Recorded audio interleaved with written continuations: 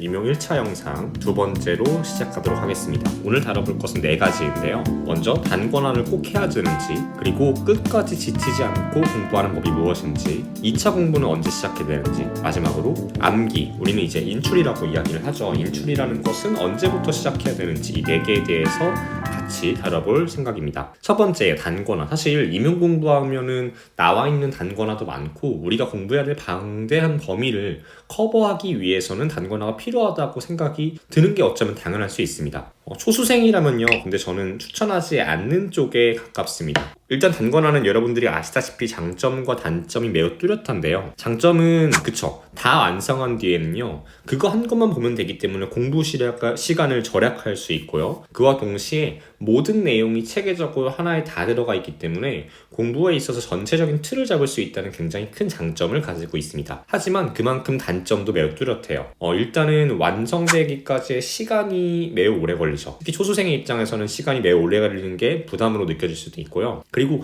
잘못된 방식으로 만들 가능성도 있다는 소리죠. 우리가 처음 공부하게 되면 특히 임용같이 우리가 정답이나 오답을 확실히 알 수 없는 상황에서는 내가 정리한 게 만약에 오답이다, 잘못된 내용, 오류를 포함하고 있다 이러면 오히려 내가 만든 그 노트가 점수를 깎아먹는 현상이 발생할 수도 있다는 소리입니다. 저의 경우에는 근데 만들었어요. 저는 원래 정리하면서 혹은 노트를 만들면서 공부를 하는 스타일을 했었지만 여러분들의 공부 스타일에 따라서 잘 고민해 보시기 바랍니다. 소수생의 경우에는 하지만 공부 스타일에 관계없이 추천하지 않는 쪽에 조금 더 가깝지 않을까. 그런데요, 이런 건 할 수 있어요. 기존에 제작해 놓은 선배 혹은 인터넷에 돌아다니는 조금 믿음직스러운 신뢰가 가는 합격자들의 자료나 단권화를 적극적으로 활용하면 저는 충분히 이 단권화를 직접 만들지 않아도 커버할 수 있다고 생각합니다. 실제로 제 후배들이나 저의 경우에도 일부 과목 같은 경우에는 이미 만들어 놓은 자료를 일부 삭제하거나 일부 제가 공부하면서 추가하는 방향으로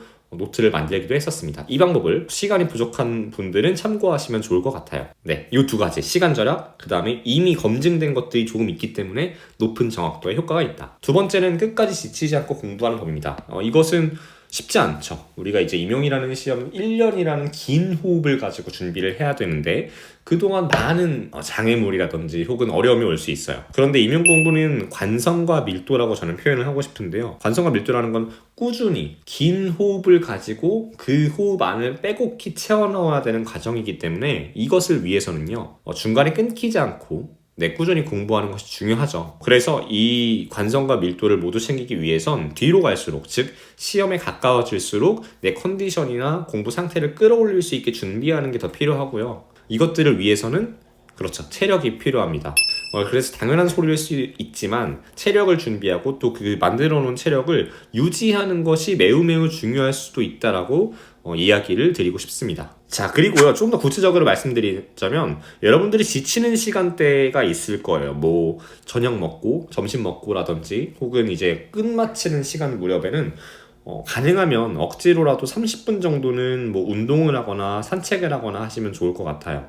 물론 막 시험 일주일 전, 2주일 전 이때는 선뜻하기가 어려울 수 있는데 그래도 그 조금씩 하는 운동이나 산책, 걷기 이런 것들이 분명히 여러분들을 리프레시하고 더 오래 끝까지 지치지 않고 공부할 수 있게 도와줄 거라고 생각합니다. 세 번째로 2차 공부. 일단 본인의 경우, 저의 경우는요 1차 끝나고 5일 뒤부터 시작했습니다. 근데 시작했다는 게 바로 막 수업 실현을 하고 이건 아니고요. 이제 5일 뒤부터 어떠한 게 있고 어떻게 준비해야 될지 기본 계획을 세웠다라는 소리이고요. 일단 많이들 간과하지만 2차의 중요성은 저는 어쩌면 1차 그 이상이라고 생각합니다. 일단 똑같은 100점이기도 하죠. 그런데 1차 준비를 하면서 2차 준비를 같이 한다? 이것은 다소 어불성설일 수 있습니다. 사실 저는 1차 준비만 해도 허덕여서 2차를 준비할 시간도 없었고요. 같이 준비해야겠다는 고민조차 할 여유가 없었긴 합니다. 그래서 여러분들이 1차 시험 전까지는 1차 공부에만 집중하는 것을 추천해 드립니다.